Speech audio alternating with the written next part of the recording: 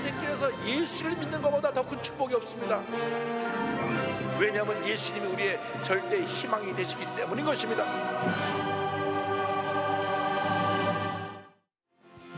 목마른 내 영혼 주가 이미 떠났다. 그 귀한 영생수 주여 갈망합니다.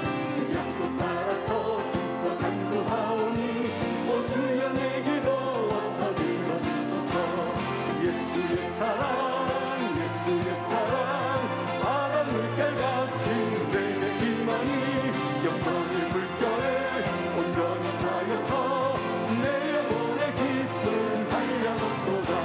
주 내게 약속한 은혜 내려주시며 은혜의 전우를 건너편에 떠올라 그 귀한 징조가 내게 밝히 보이니 나 힘을 다하여 주께 간구합니다. 예수의 사랑 예수의 사랑 바다 물결같이 내게 임하니 영광의 물결에 온전히 쌓여서 내 영혼의 기쁨 한량없도다. 은혜의 손을 비치니 뚝뚝이며 구원의 금강물 흘러차고 넘쳐서 연주한 모든 죄 모두 씻어버리니 나 지금 은혜를 증언하는 바람에 예수의 사랑 예수의 사랑 바다 물결같이 내게 임하니 영광의 물결에 온전히 쌓여서 내 영혼의 기쁨 한량없도다. 차고 넘치는 주의 은혜의 물량 자기 흘려와 내게 만족합니다. 오 할렐루야로 주를 찬송하오니 내 맘의 기쁨이 항상 충만하리라. 예수의 사랑 예수의 사랑 바다 물결같이 내게 임하니 영광의 물결에 온전히 쌓여서 내 영혼의 기쁨 한량없도다. 주 없이 살 수 없는 죄인의 구주여 그 귀한 보배 피로 날 구속하소서. 구주의 사랑으로 늘리신 보혈이 내 소망 나의 위로 내 영광 됩니다. 주 없이 살 수 없는 나 혼자 못 서리. 힘없고 부족하며 지혜도 없구나. 내 주는 나의 생명 온 나의 힘이라. 주님을 의지하여 주를 얻으리. 주 없이 살 수 없는 내 주를 아시며 내 영의 깊은 강물 마음의 소원이 주 앞에 나의 마음 네 알아주리요. 내 마음 위로하사 영원케 하시네. 주 없이 살 수 없는 세월이 흐르고 이 깊은 고독 속에 내 생명 끝나고 사랑은 풍랑일 때 날 지켜주시니 내 곁에 계신 주님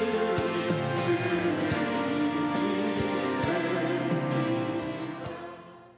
오늘 은혜 받으실 말씀은 마태복음 11장 28절에서 30절까지 말씀입니다. 마태복음 11장 28절에서 30절까지 말씀을 다 같이 봉독하겠습니다. 수고하고 무거운 짐진 자들아 다 내게로 오라. 내가 너희를 쉬게 하리라. 나는 마음이 온유하고 겸손하니 나의 멍에를 메고 내게 배우라. 그리하면 너희 마음이 쉼을 얻으리니 이는 내 멍에는 쉽고 내 짐은 가벼움이라 하시니라. 아멘.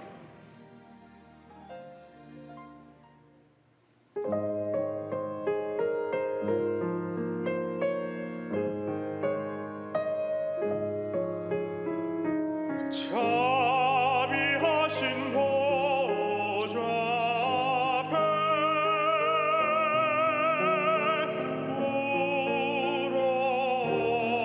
엎드려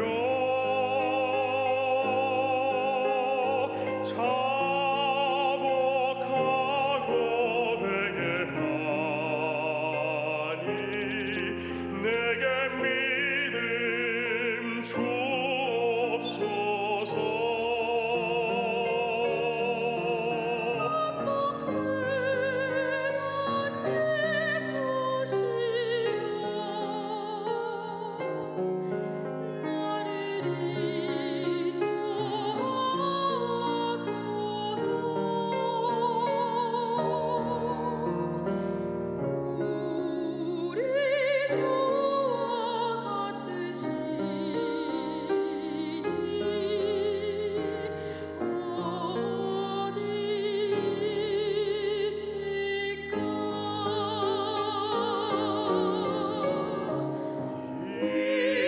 인내하신 구세 주여 내 말 들으사 죄이오라 하시되 날 부르소서.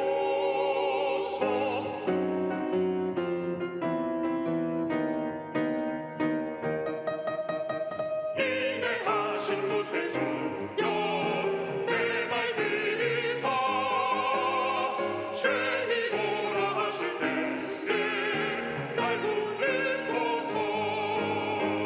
주여 주여 내 말 들으사 죄이오라 하실 때에 날 부르소서. 천국의 예수 주여 위로하소서. 사한 맘을 고치시고 구원하소서. 주여 주여 내 말 들으사 죄이오라 하실 때에 날 부르소서. 주여 주여 내 말 들으사 죄이오라 하실 때에 날 부르소서. 날 부르소서.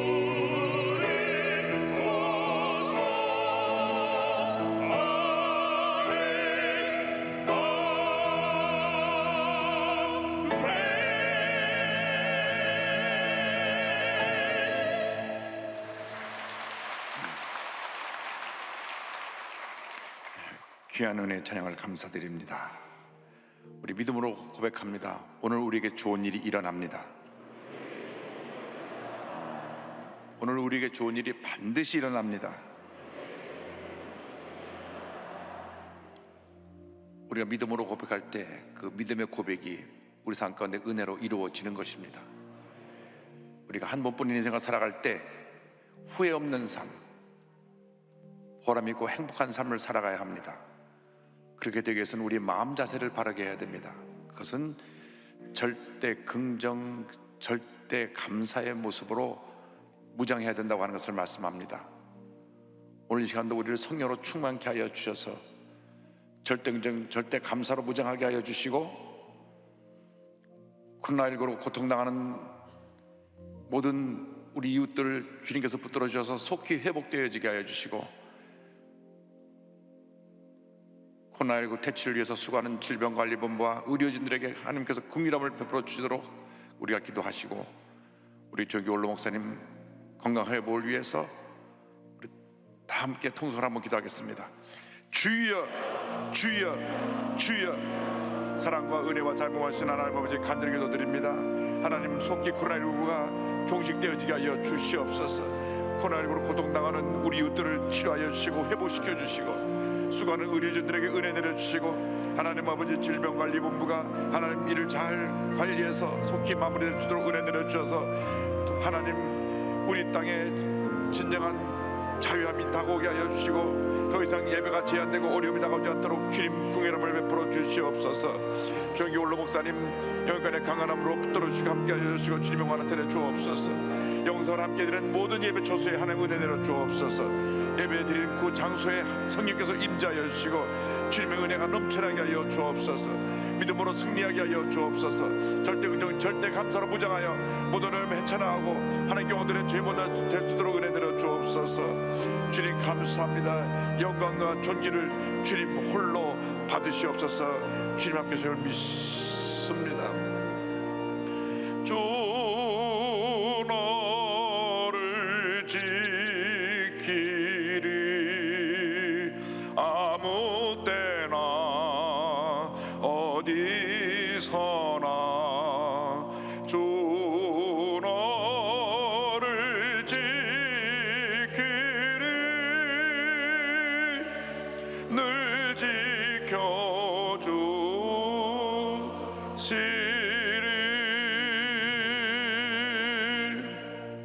사랑과 은혜와 자비가 원하신 하나님 아버지, 주님이 우리 함께 하심을 믿습니다. 예배드리는 모든 초소에 성령으로 운행하여 주시옵소서. 염려, 근심, 걱정은 떠나가고 주님의 주신 기쁨, 평안, 치료와 용서, 회복의 은혜가 넘쳐나게 하여 주옵소서. 감사드렸고 예수님의 이름으로 기도 올리옵나이다. 아멘. 오늘은 마태복음 11장 28절로 30절 말씀을 가지고 수고하고 무거운 짐진 자들아, 이 같은 제목으로 함께 말씀의 은혜를 나누기 원합니다. 제목을 한번 크게 따라해 주시기 바랍니다. 수고하고 무거운 짐진 자들아, 수고하고 무거운 짐진 자들아.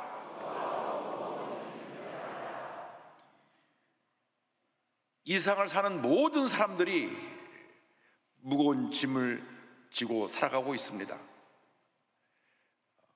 짐을 지지 않고 살아가는 사람은 한 사람도 없습니다.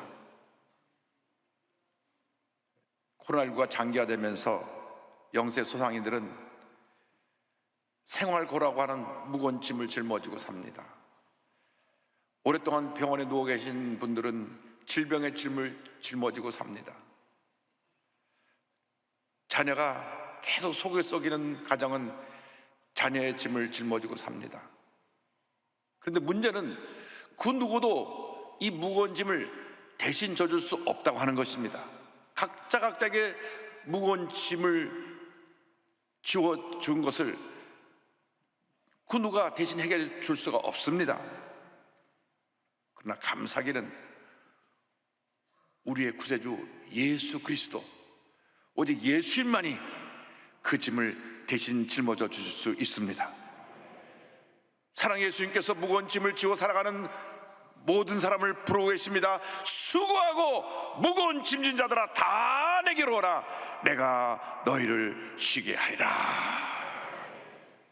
어떤 무거운 짐을 지었든지 주님이 우리를 초청하고 계신 것입니다. 수고하고 무거운 짐진 자들아, 다 내게로 오라.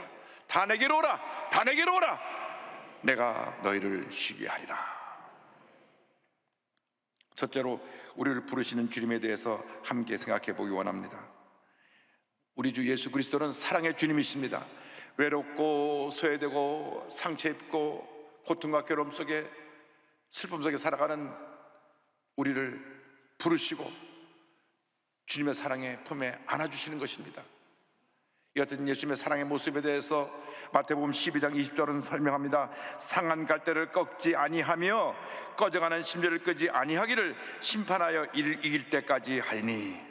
우리 주님은 상한 갈대를 꺾지 아니하시고 꺼져가는 심지를 끄지 아니하시는 사랑의 주님이 되십니다.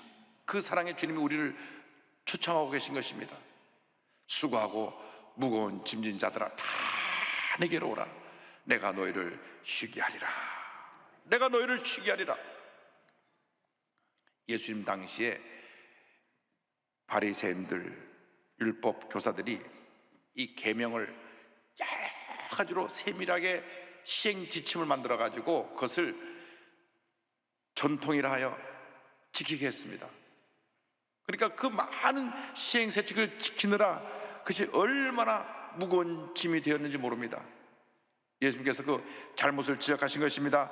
마태복음 23장 4절입니다. 또 무거운 짐을 묶고 사람의 어깨에 지우되 자기는 이것을 한 손가락으로도 움직이려 하지 아니하며, 누가복음 11장 46절입니다. 이르시되 화있을진저 또 너희 율법교사여 지기 어려운 짐을 사람에게 지우고 너희는 한 손가락도 이 짐에 대지 않는도다. 그런데 바리새인 율법교사들은 예수님 주위를 맴돌면서 예수님이 또 예수님의 제자들이 이 전통을 지키나 안 지키나 문제 삼을 거리를 찾았습니다. 그래서 예수님께서 안식일에 병 고치는 것을 문제 삼았고, 제자들이 손을 씻지 않고 음식을 먹는 것을 문제 삼았습니다. 마가복음 3장 2절입니다. 사람들이 예수를 고발하려 하여 안식일에 그 사람을 고치시는가 주시하고 있거늘. 마가복음 7장 5절입니다. 이에 바리새인들과 서기관들이 예수께 묻되 어찌하여 당신의 제자들은 장로들의 전통을 준행하지 아니하고 부정한 손으로 떡을 먹나이까? 이 당시 장로들의 전통이라고 해서 지키게 한 것은 너무나 일반 사람들에게 큰 짐이 되었습니다. 안식일에는 걸어갈 수 있는 그 거리가 제한되어 있었습니다. 그래서 왕복거리 1km 이상을 걸어가면 그 죄를 짓는 거예요. 그래서 그 당시 회당이 그 마을 중심에 있어서 왕복거리 1km 안에 이렇게 다 사람들이 모여 살았습니다. 더 걸어가면 죄를 짓는 거니까. 이렇게 무거운 짐을 지었기 때문에 예수님께서는 이러한 무거운 종교의 짐을 진 자도 부르시고, 삶의 무거운 짐을 진 자도 부르시고, 마음의 무거운 짐을 진 자도 부르신 것입니다. 사람들은 고통당하는 이웃에 대해서 무관심합니다. 본인의 진 짐에만 관심이 있습니다. 어떤 경우에는 이런 약자들을 더 무시하고 더 무거운 짐을 지우게 하는 경우도 많이 있습니다. 우리 예수를 믿는 사람들은 예수님의 사랑을 본받아서 연약한 사람들이 지고 있는 짐을 나누어져야 되는 것입니다. 세월호가 침몰하여서 수백 명의 단원고 학생들이 희생되었을 때에 완전히 안산시 전체가 장례식장이 되어버렸습니다. 모든 경제가 마비되었습니다. 시장의 문을 열고 가게 문을 열고 있어도 하루 종일 한 사람도 오질 않습니다. 완전히 절망에 갇힌 도시가 되어버리고 말았습니다. 그때 저희 교회에서 우리 어렵게 고통당하고 있는 우리 안산의 저분들을 도와줘야 되겠다. 그래서 13차례 그곳에 가서 안산 재래시장 살리기, 경제 회복하는 그러한 일에 우리가 조금 더 힘을 보태자 해서 우리의 사랑을 실천했습니다.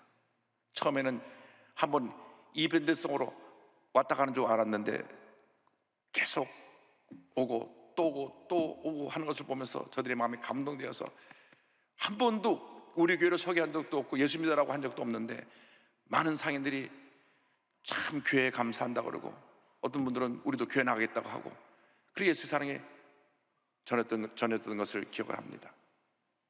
우리가 사랑을 실천해야 됩니다. 사랑은 말이 아니라 행동인 것입니다.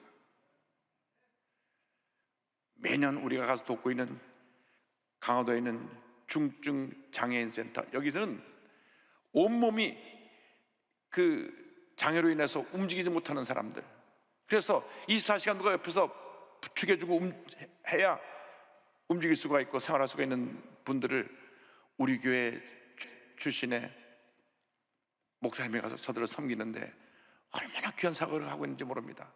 제가 가서 은혜를 받고 옵니다.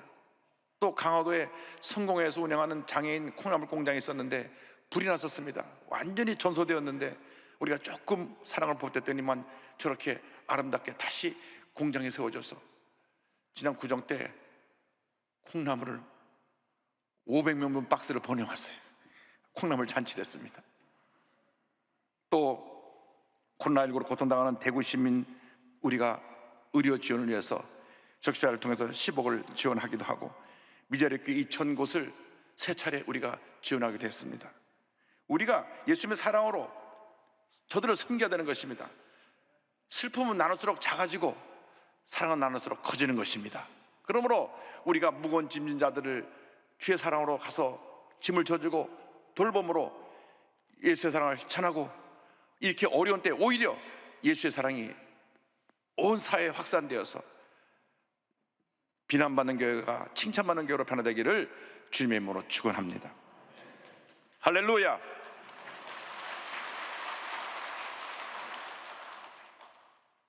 주님이 우리를 부르시고 둘째로 우리에게 힘을 주십니다. 힘을 주시는 주님에 대해서 11장 28절은 말씀합니다. 내가 너희를 쉬게 하리라. 내가 너희를 쉬게 하리라. 무거운 짐을 지고 나온 우리들에게 짐을 내려놓게 하시고 마음의 평안함과 안식을 선물로 주시는 것입니다. 영적인 목마름을 해결해 주시는 것입니다. 요한복음 7장 37절입니다. 명절 끝날 곧 큰 날에 예수께서 서서 외쳐 이르시되 누구든지 목마르거든 내게로 와서 마시라. 할렐루야. 누구든지 목마르거든 내게로 와서 마시라. 주님이 우리를 부르시고 우리를 품어주시고 우리의 문제를 해결해 주시는 것입니다. 세계적인 문학가 톨스토이는 55세 때 예수님을 만나 참된 안식을 얻었습니다. 톨스토이는 기독교를 인류의 자를 억압하는 하나의 종교로 오해하고 신앙을 오랫동안 떠나 있었습니다. 55세 되던 해 예수님을 만나고 나서 그 무거운 짐을 다 내려놓고 참된 안식을 얻었습니다. 그의 신앙론에서 이렇게 고백합니다. 나는 55년 나의 인생 동안 최초 15년의 소년기를 제외하고는 안식을 누리지 못하고 살아왔다. 내 나이 18세 되던 해 나의 친구가 내게 찾아와 신이 인간을 만든 것이 아니라 인간이 신을 만든 것이라고 한 말에 설득되어 나는 어릴 적에 그리스도를 믿는 신앙을 떠났다. 나는 종교를 포기하는 것이 자유를 얻는 길이라고 생각했다. 나에게 있어서 종교는 속박 그 이상이 아닌 것으로 생각되었기 때문이다. 그러나 이제 내 나이 55세, 나는 내가 스스로 버린 어머니 같은 신앙의 품으로 돌아왔다. 나는 단순히 종교로 돌아온 것이 아니다. 나의 구주인 그리스도에게로 돌아온 것이다. 그래서 나는 처음으로 참된 안식을 발견한 것이다. 할렐루야. 주님 안에 참된 평안과 참된 안식이 있는 것입니다. 무거운 짐을 진 자들 누구든지 주님 앞에 나오기만 하면 주님 안에서 참된 평안함을 얻게 되는 것입니다. 주 날개 밑 내가 편안히 쉬네. 밤 깊고 비바람 불어쳐도 아버지께서 날 지켜주시니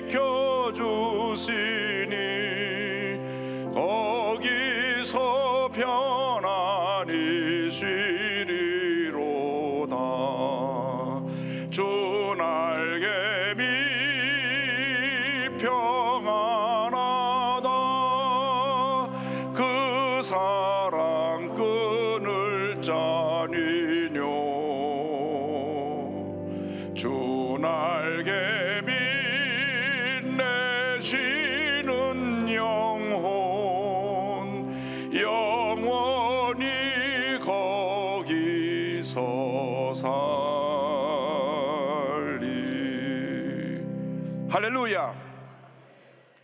주님 안에서 참된 평안을 얻으시길 바랍니다. 얼마나 힘들고 어려우십니까? 코로나19를 통과하면서 얼마나 고통스러운 시간을 보내고 계십니까? 오늘 우연히 TV를 보니까 음식점을 하는 분인데 하루 종일 손님이 한 사람도 없어요. 한 사람도 없어요. 그러니까 하루 종일 하는 일이 그냥 부엌 가서 그냥 닦고 또 닦고 또 닦고. 젊은 가장인데 집에서 아빠만 바라보고 남편만 바라보고 있는 가정은 어떻게 살겠습니까? 하루 종일 손님이 한 사람도 없으니까 참 마음이 아팠습니다. 그러나 우리가 믿음을 가지면 주님이 우리를 도와주십니다. 우리 마음의 무거운 짐을 먼저 주님 앞에 내려놓고 마음의 평안함을 얻으면 이 힘들고 어려운 시기를 반드시 이겨내고 하나님의 은혜와 축복을 누리게 될 줄로 믿습니다. 셋째로 주님과 함께 매는 멍에에 대해서 생각해 보기를 원합니다. 멍에는 밭을 갈 때 두 마리 소가 같이 어깨에 메고 이렇게 지워서 돌아가는 것입니다. 둘 중에 한쪽이 힘이 셀 경우 옆에 있는 소는 그냥 따라가기만 하면 됩니다. 결국은 힘센 소가 밭을 다 가는 것입니다. 예수님과 함께 멍에를 매면 예수님이 우리의 모든 묵은짐을 다 져주시고 우리 인생의 밭을 다 갈아주시는 것입니다. 우리 인생길을 은혜의 길로 인도해 주시는 것입니다. 사랑의 주님이 날마다 우리의 묵은짐을 대신 져주십니다. 날마다 우리의 짐을 지시는 주 곧 우리의 구원이신 하나님을 찬송할지로다. 할렐루야. 내가 감당할 수 없는 모든 무거운 짐을 다 주님께 맡기시기 바랍니다.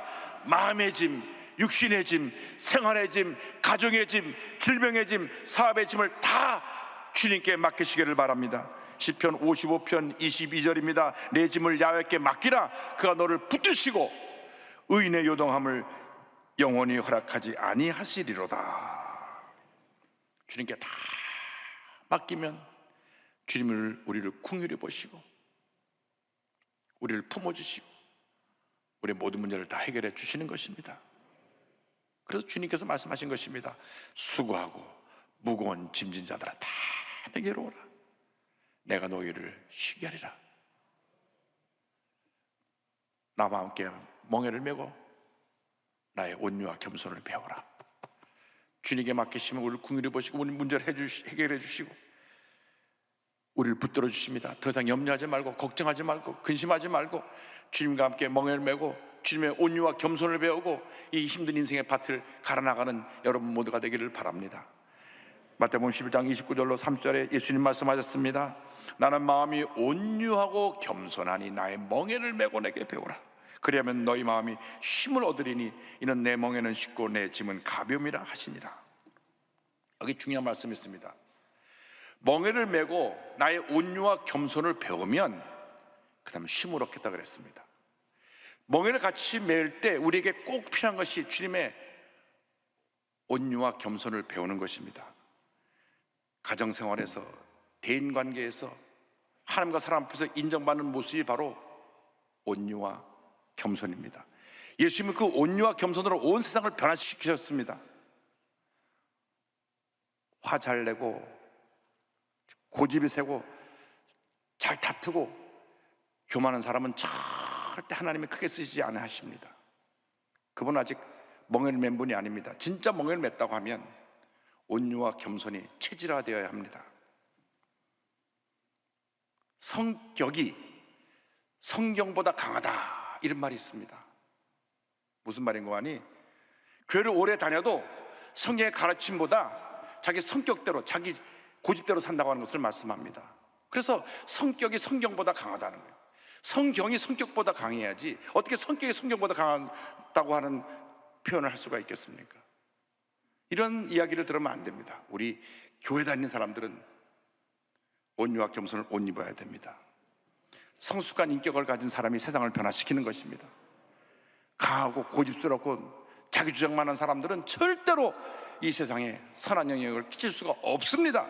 우리 예수 믿는 사람은 절대로 그렇게 살면 안 됩니다. 왜? 예수님과 함께 멍에를 졌기 때문에 온유와 겸손으로 이 세상을 변화시켜 나가는 주님의 일꾼들이 다 되어야 되는 것입니다.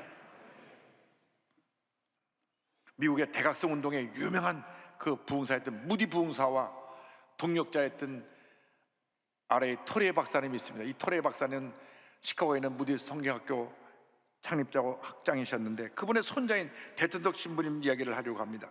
1918년 그 아버님이 장로교 선교사로 중국의 산동성에 사역할 때 산동성 진안에서 태어났습니다. 그래서 어린 시절을 중국과 평양에서 보냈습니다. 1949년 장로교 아버지 밑에 살았지만 성공해서 사제서품을 받고 1957년 한국에 들어와서 이 성공회 신학교 학장으로 7년 동안 섬깁니다. 그런데 어느 날 주님 말씀하십니다.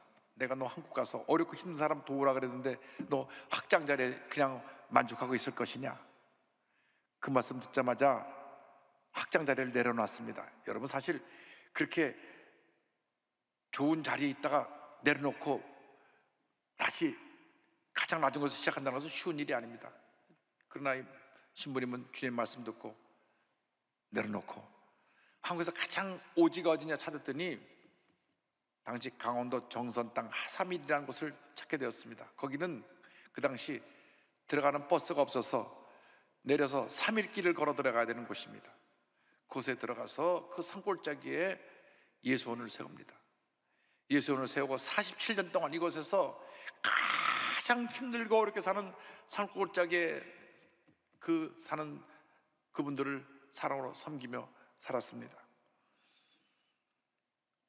제가 1977년 7월 달에 이곳에 가서 한 3주간 예수원 본원과 분원에서 영성 훈련을 한 적이 있습니다. 그때도 버스가 하루에 한 번밖에 안 들어가더라고요.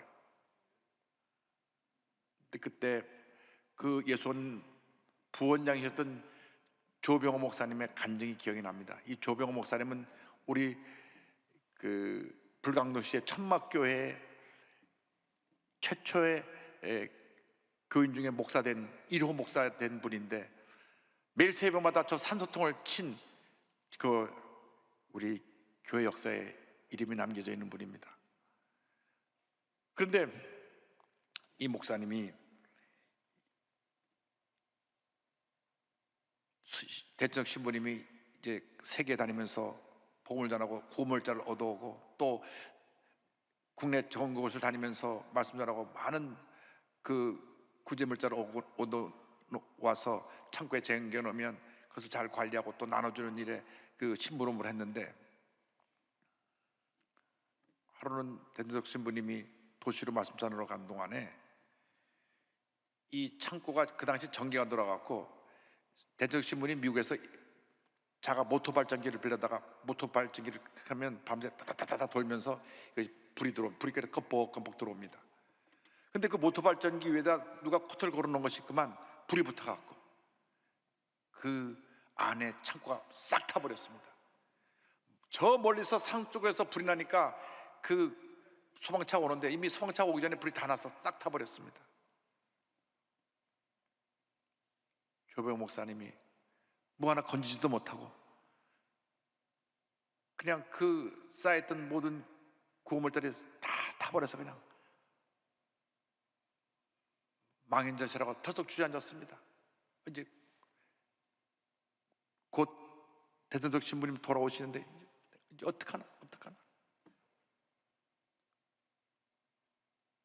돌아가실 날이 되어서 아침부터 안절부절합니다. 황지역에서 내려서 버스를 타고 4시간 들어오는데 들어와서 다시 또 1시간 또 걸어 올라가야 됩니다. 그래서 이제 내려가서 신부님 오시기만 기다렸는데 신부님이 활짝 웃으면서 내리시는 거예요. 그래서 차마 말도 못하고 쭈삣쭈삣 하면서 이제 그 산을 예수원을 향해 올라갑니다. 참 올라가다 이제 저 멀리 예수원이 보여가지고 이제는 말을 안 할 수가 없어갖고 저 쭈삣거리다가 이렇게 신부님한테 얘기를 합니다. 신부님, 너무나 죄송합니다. 신부님이 말씀 전하러 가신 동안에 그만 창고에 불이나 구물자가 모두 타버렸습니다. 다 제가 제대로 관리를 못해 일어난 일입니다. 용서하세요. 그러니까 신부님이 웃고 딱 쳐다보시더니 이렇게 말씀하셨습니다. 그래도 할렐루야! 할렐루야.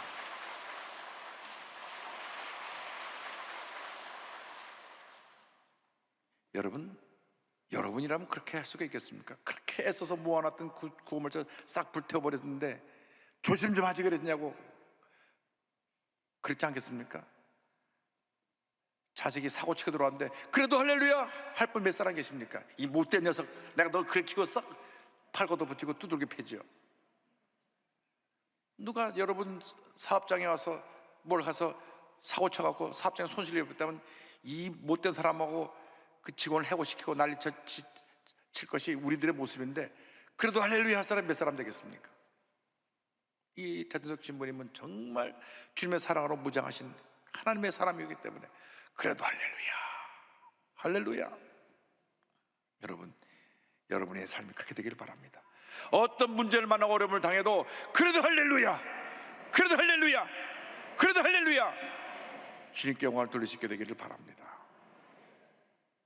대저택 신부님이 황지역에서 내렸을 때 얘기를 다 들으셨답니다. 다 들으셔가지고 누가 다친 사람 없냐고, 사람 안 다치고 그 구물자만 다 탔다는 얘기를 듣고 그죠? 4시간 동안 버스 타고 올라오시면서 감사합니다, 감사합니다, 감사합니다 그러고 올라오셨대요. 그러니까 그 소식을 들었을 때 그래도 할렐루야. 여러분, 우리 인생 살아가는 동안에 힘들고 어려운 일이 얼마나 많습니까? 얼마나 무거운 일이 많습니까? 그래도 할렐루야입니다. 너무 슬프고 괴로워도 그래도 할렐루야입니다. 말 못할 고민으로 잠 못 자고 슬퍼서 눈물로 백인 입을 적셔도 그래도 할렐루야입니다. 주님께 다 맡기고 살아가는 여러분 모두가 되기를 바랍니다. 주님 앞에 우리가 믿음으로 고백합니다.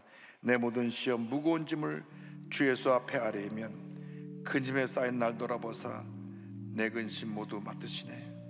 주님께 맡김으로 자유를 얻는 이 시간 되기를 바랍니다. 내 모든 시험 무거운 짐을 주 예수 앞에 아뢰이면 근심에 쌓인 날 돌아보사 내 근심 모두 맡으시네. 무거운 짐을 나 홀로 지고 견디다 못해 쓰러질 때 불쌍히 여겨 구원해 주리 은혜의 주님 오직 예수. 기도하겠습니다. 무거운 짐을 나 홀로 지고 견디다 못해 쓰러질 때 불쌍히 여겨 구원해 주리 은혜의 주님 오직 예수. 이 찬송의 고백이 우리가 힘들고 어려울 때마다 우리의 믿음의 고백이 되게 하여 주시고 한평생 주님과 동행하며 모든 어려움 이겨나가는 저희 모두가 될 수 있도록 은혜 내려 주옵소서. 예수님의 이름으로 기도 올리옵나이다. 아멘.